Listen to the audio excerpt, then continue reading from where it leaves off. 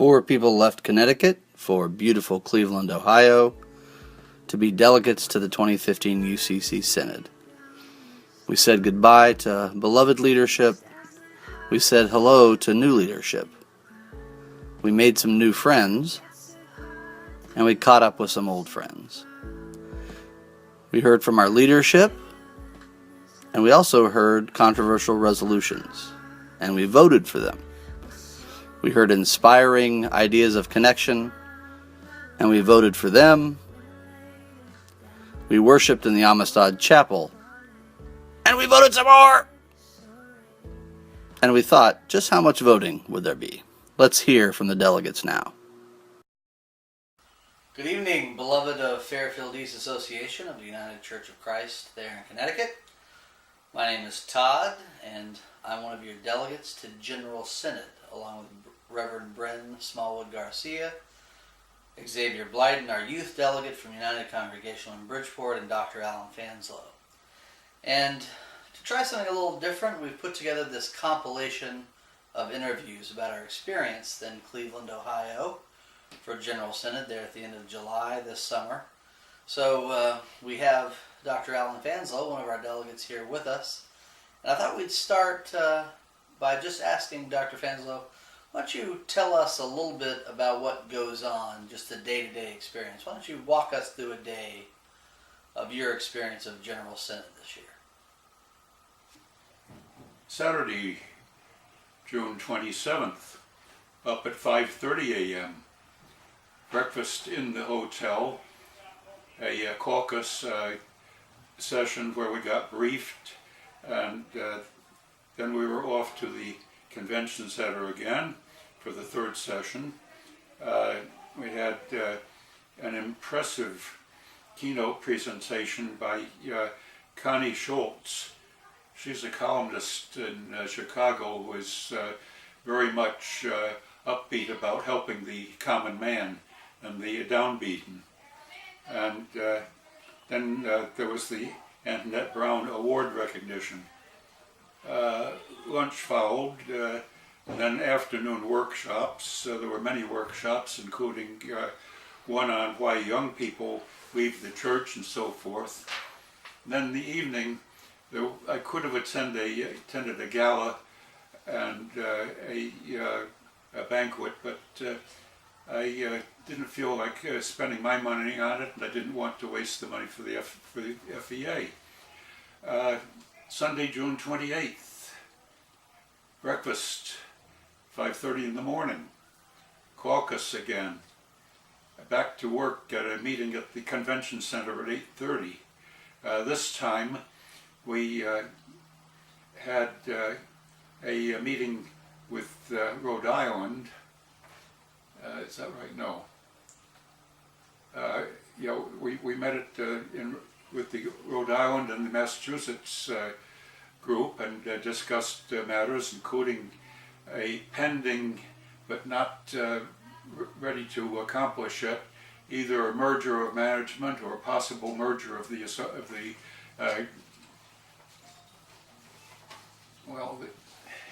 merger of the 3 states management, or total merger. And we went along again. Evening session was budget, and again work on the Constitution and bylaws, and there was a resolution that we had worked on and studied on fossil fuel, and another resolution which I was on about uniting Korea. Now, we spent 4 or 5 hours on Korea. We determined that politically it's going to take years and years, if ever, before we get the government together. But we have hope that things will relax enough so that families can get back together. Well, thank you. Thank you very much, Dr. Fanslow, for that description. And is there anything else that stood out for you? Is there anything else you'd like to add about your experience, joys or memorable experiences? Most joy was arriving safely in Cleveland, I think. and my biggest surprise was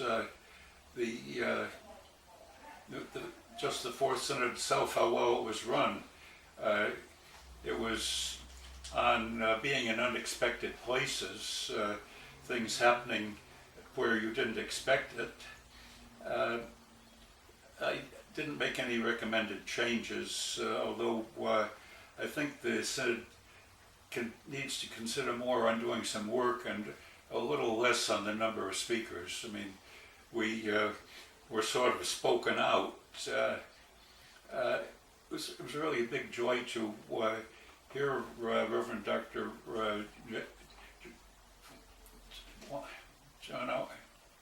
John Dorhauer. John Dornhauer. You know, he started off through Catholic seminary, but he decided that he couldn't tell people that they had no right to think for themselves. Well,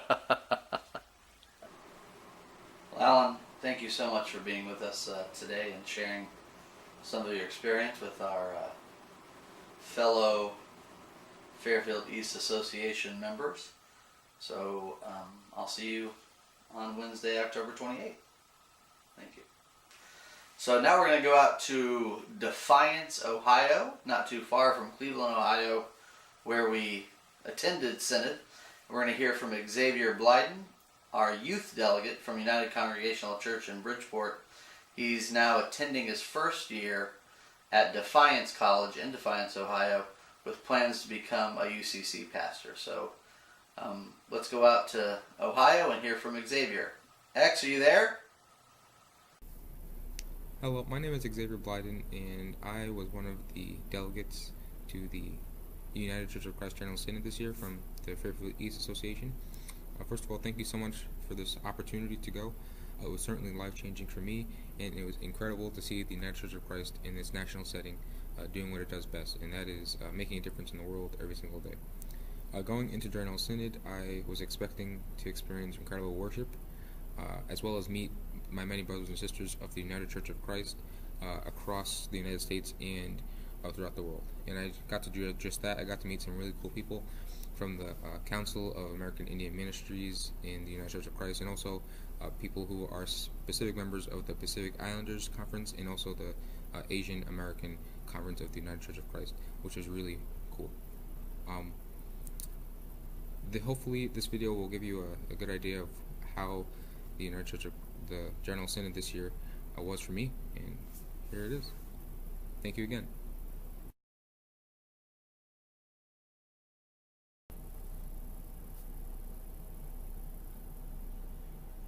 For me, the most joyful moment at General Synod this year was when I found out that the UCC was going to merge with the UCC. If you don't know what I mean, I'm talking about the United Church of Christ, now merged with the United Church of Canada. What this means is that people, ministers, or people who are studying to become ministers in the United States can now go to Canada to preach, and vice versa. This is good for the entire world, because now we are all becoming one, slowly but surely.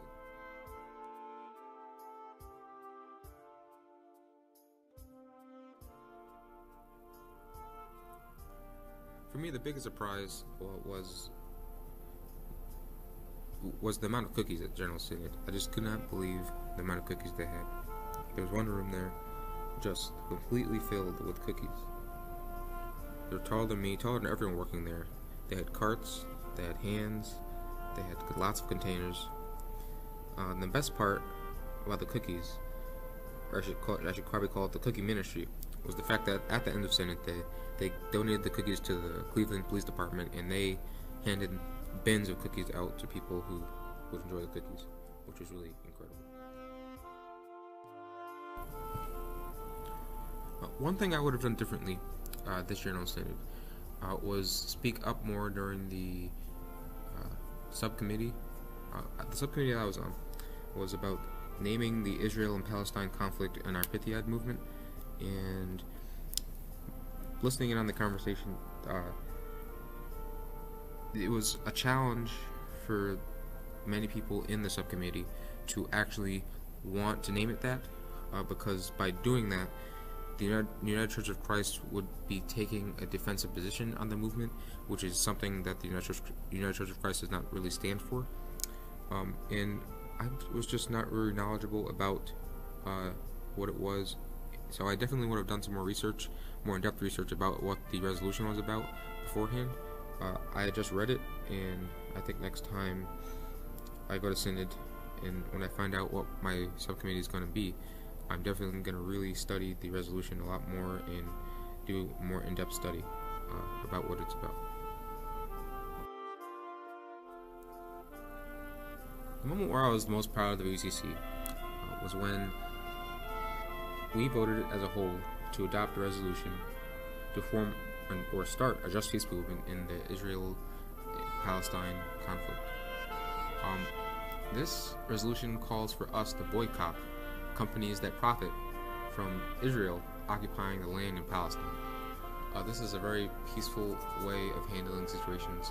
I like to call it the UCC way, and I'm sure it will have positive effects on the people living there, and maybe will one day change the situation.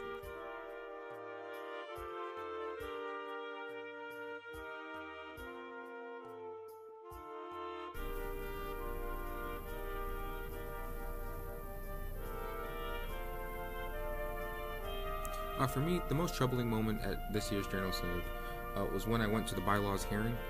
There, as many of you may know about the bylaws, we discussed what the bylaw changes actually were, and the biggest deal was the fact that the 5 general ministers of the United Church of Christ wanted to consolidate the authority and power to just the general minister and president, without consulting first with the members of the UCC.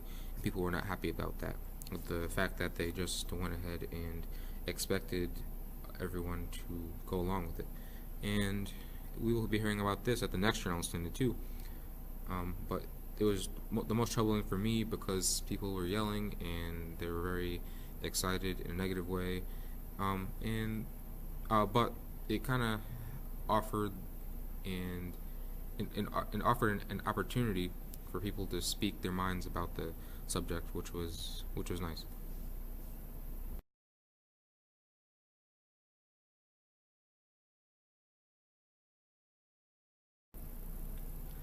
At General Synod this year, I learned 2 main things. The first is that you can have love and disagreement in the same place, and that a relationship between love and disagreement is needed in any healthy relationship. In the UCC, we have an acceptance of disagreement, and it can clearly be seen in the subcommittees where the moderators allow for people with opposing feedback to speak, as well as those who may be in support of whatever the topic is. And in addition, on the plenary floor, we have spaces for people who disagree with what may be on the floor. It's just incredible to see people speaking against things, and it's incredible to see some of the changes that they would have made or would like to make to whatever is being spoken about on the floor. Xavier, wonderful. Thank you so much for sharing with us. I know it's a busy schedule out there your freshman year. Again, we appreciate your service at this Synod, and we will keep you in our prayers for a wonderful educational experience and a continued work towards your pastorate. I feel you'll do a great job. So our hearts and prayers are behind you. So now we're going to come back here to Connecticut, and joining us is Todd Shipley. He's the pastor of Unity Hill United Church of Christ in Trumbull, Connecticut. Todd, thanks for being with us. You have a reputation for inappropriate humor, so what did you think was the funniest part of General Synod 2015? Hey, it's great to be here, Todd. Thanks for having me. And I'm glad I asked that question. There were a lot of very entertaining and funny experiences there at Synod. First of all, if you ever go to Synod, which you have to in 2017, you're going to need to look at the Twitter feed, General Cynic. If it gets a little monotonous with the voting, which is very important, you can become lighthearted by listening to this wonderful person who keeps us from taking ourselves too seriously. But that pales in comparison to the funniest moment of poetic justice I have ever seen in my life. And I'm going to have to say an inappropriate word, not wildly inappropriate, but it was both a humorous experience and a look at how a group of people, a group consciousness, can critique an individual opinion. And, like I said, hilarious. So, one of the resolutions was to put some pressure on the football team in Washington, obviously their leadership, to change the name. So everyone that was about this resolution and supported it, and pretty much everyone on the floor of the Synod, was purposely not using the word. They were saying the football team in Washington because it can be offensive. It is offensive. So this woman gets up, and if you don't know, which you do, you were there, but some of you may not know, that every delegate can voice an opinion. They can support or refute any resolution. So the resolution was to put pressure on the management of the football team in Washington to change the name. So this woman gets up on the microphone. They have her, giant portrait up, filming her on 3 giant screens, and she becomes just belligerently offended by the fact that anyone would dare to opine that she, as a fan of the football team in Washington, should not be able to use it. But she, like nails on a chalkboard, kept on saying the name. I am offended that anyone would not want me to use the name of my beloved team, the Redskins. And she said it must have been a dozen times, as screechy as she possibly could. So she leaves the mic to a smattering of applause. I mean, I imagine there were people that were with her. And right behind her, immediately behind her, was a Native American with beautiful, the black pigtails, dressed in Native attire, beautiful turquoise, and she begins to set forth how the word has offended her. And you could have heard a pin drop. She talked about her ancestors and personally told how it grates her soul and how we need to let this term go. And the poetic justice was not only the fact that it was her that spoke immediately after this woman who kept on screeching that word, but they took the vote. And at that time we didn't have our electronic devices. So it was like a hand vote and a sound vote, and it passed unanimously. Do you understand what that means, Todd? It means no one voted against that resolution, including the woman and her friends that had screeched that name out loud. So she must have left or been hiding under the table. So in that moment, we were able as a group to say very definitively that what we were against, and that tradition does not hold us captive to making a change for the better. So I found that to be both the funniest and the most poetically just. Hello, Todd? Oh, riveting, Todd. Thank you so much for sharing that with us. So now we're going to go to our 4th and final delegate, Reverend Bryn Smallwood Garcia, who's going to come to you live from your meeting. Bryn, why don't you give us something with a little more substance?